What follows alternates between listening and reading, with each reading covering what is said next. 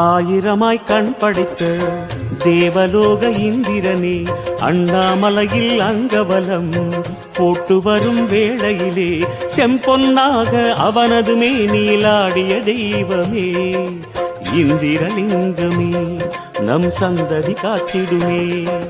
அஷ்டலிங்கம் அஷ்டலிங்கம் இந்திரலிங்கம் தொடங்கி 8 திசையும் லிங்கம்.